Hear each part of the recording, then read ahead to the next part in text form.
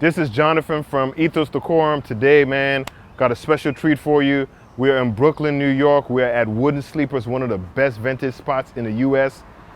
Man, excited about this. Let's check it out. We're gonna meet Brian, talk about Wooden Sleepers. Let's go. The product, the process, the people. Ethos Decorum.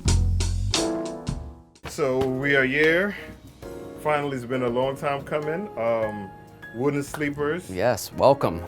Tell us about Wooden Sleepers. Tell us how you got started and what is Wooden Sleepers. Wooden Sleepers is a vintage menswear store located in Red Hook, Brooklyn. Started in 2014. We're coming up on our 5th year.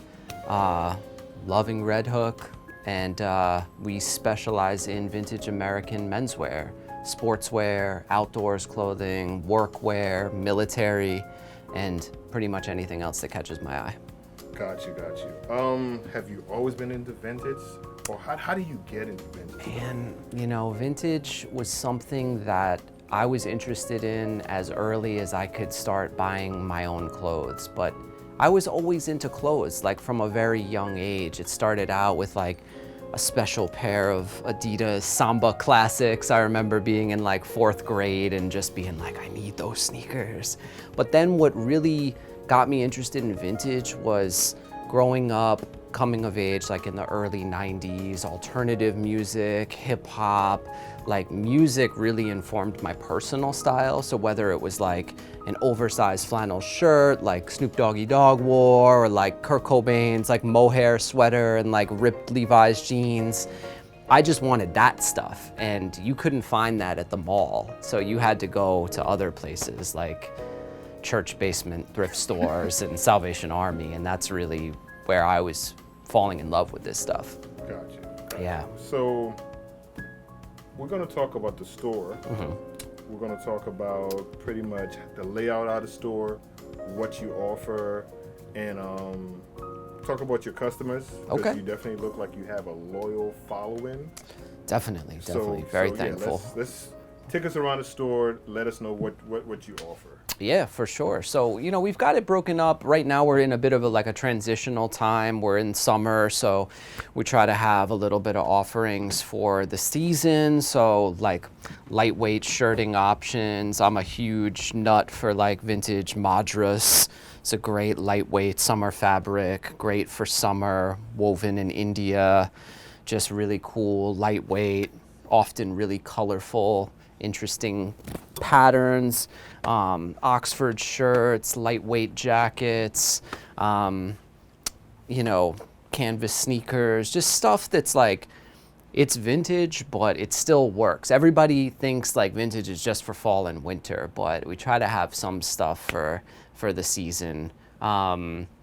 So yeah, let me just take you around. Like this is basically, we got like a lot of vintage military stuff in this section.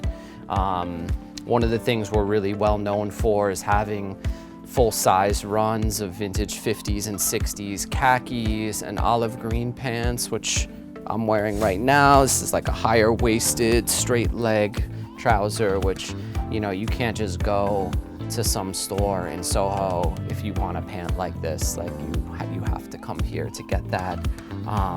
Got some nice, like, you know, old G1 bomber, some nice like khaki shirts. These are great for the spring and summer. Same with like this old 60s era olive green. Call this a jungle jacket. I am still looking for the perfect jungle There you jacket. go, yeah. These were made for tropical climates. So, you know, New York City in July feels like a tropical climate. So this stuff ends up being perfect. It's easy to just kind of throw in a bag. Find yourself in some air conditioning, you know, you have it with you. We do some like vintage swim trunks and stuff for the season as well. Vintage seersucker shorts, you know, just again, kind of trying to have options for people. This rack up here, we got like all our t-shirts and fleece up here. So, you know, we got like different t-shirts and sweatshirts and hoodies, like, you know, you name it. Old Champion, can't get enough of Old Champion. You know, a lot of like old sportswear. This is a weird piece. Hand drawn, 50s era. It's like some hot rod type of stuff. Very rare.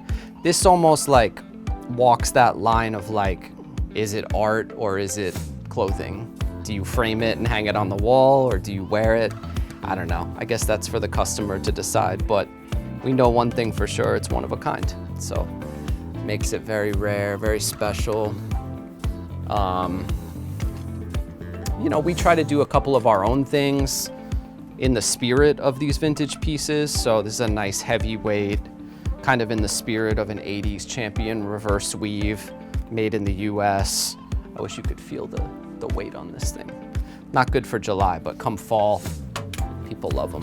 You have a t-shirt like this, huh? We do. Yeah, we're always making like, you know, what I found early on was like, we get a lot of international customers, a lot of customers from out of state, and I just treated it like souvenirs. Like in the beginning, it was never about like, you know, doing like a clothing brand. It was just like, oh, it'd be cool. We've got like a nice logo.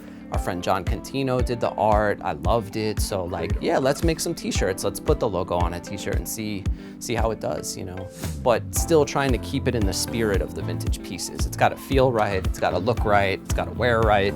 And it's just fun, you know. It's fun to offer that up, and the response is good. You know, it's fun to think about like someone in Italy wearing a Wooden Sleepers hoodie, or Australia, or you know, China, or wherever. So.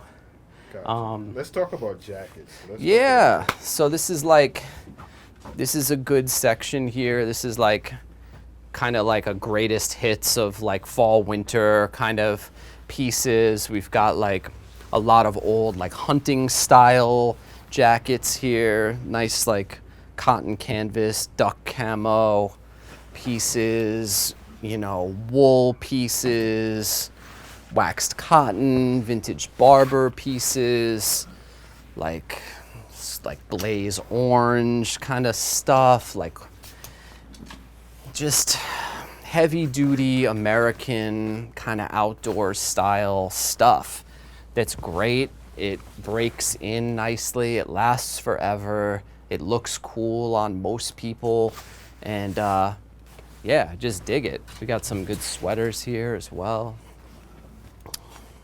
You know, this kind of stuff. I love this one right here too. This is incredible. Oh yeah, this is classic.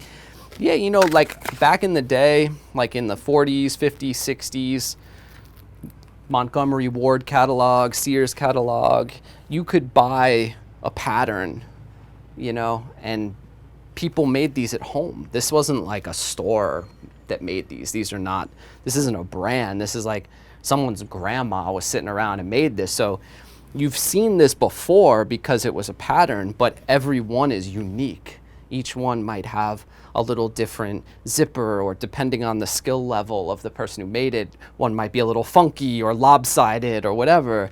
And then people, you know, like this one's really beautiful and skillfully done. So, you know, that's like a little piece of American history right there. You know, I like thinking about that. Got the flannel wall, you know, again, like it's important for me. When I was opening the store, I was thinking about like, well, after years of vintage shopping, like what were some of the things that was frustrating for me? And one of the things that always bummed me out was going to a store and you find that piece you really like, or you had your heart set on something, but it doesn't fit, or it's not just right. So I wanted to make sure when I was opening Wooden Sleepers that we had enough of a type of piece. Like we didn't have to offer everything, but the things we do offer, I wanted to have enough of them so that if someone comes here and says, you know what, I really have my heart set on a heavyweight flannel shirt, cool.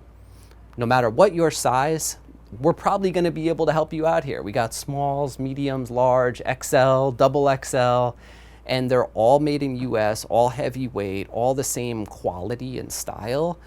Of course, they're all one of a kind, but if you came in here thinking like, yeah, that's what I want, chances are you're gonna be able to leave with that piece, which is something, you know, that I'm into. How would you describe your customer? Oh man, my customer, there's a couple different kinds of customers. There's like people who are really into this stuff who maybe found us on Instagram or in some obscure like Japanese menswear magazine, and they're visiting New York City and they've got their little list of like, these are the vintage stores I have to hit when I come to New York City. And we've been lucky enough to be on that list. So there's that customer. They're like the diehard, like we could have probably opened the store anywhere and they would have found us. They're coming to New York. They're like, all right, if I got to go out to like Coney Island to check this stuff out, I'm going to. I mean, we happen to be in Red Hook, which is a nice neighborhood to visit, but that customer, they're going to find us. So those are fun individuals to help out here.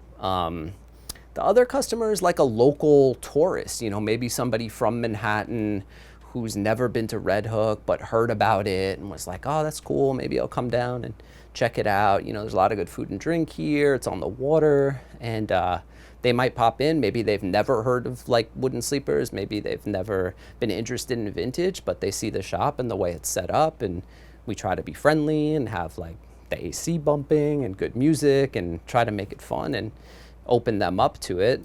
And then we've got the local customer. We've got a really great dedicated customer like right here in Red Hook, right here in like Cobble Hill, Brooklyn Heights, the surrounding neighborhoods here. And I'm very thankful for them because they come back and they've been very supportive.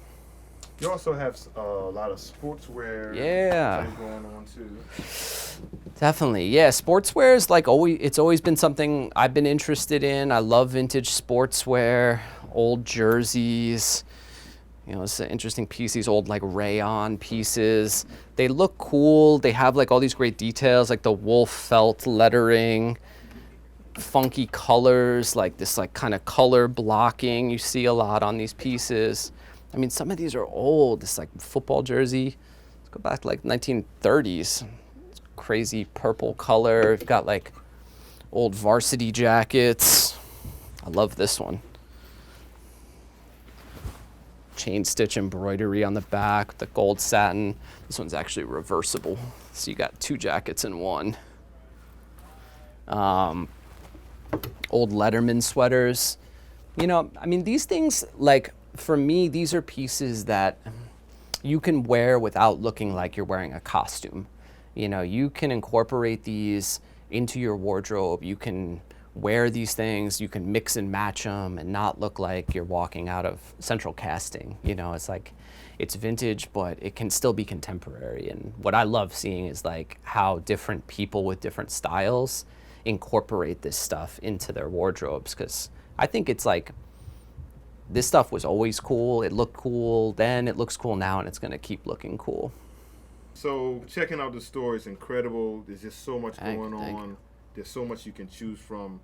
In your definition as a store owner, vintage store owner, what makes a good store?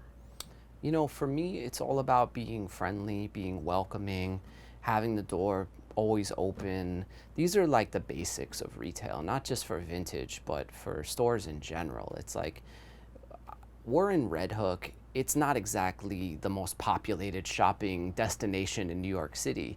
It's out here. So every person that comes through that door, I'm thankful for. And I don't take for granted that anyone's come to visit this shop. I'm thrilled anytime someone comes in, whether you're a seasoned vintage veteran or you're totally new to this world. I'd like to think that I have something for you.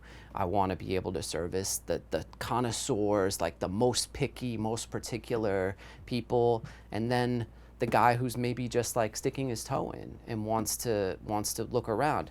I think part of what makes a good vintage store is being open-minded, being customer focused.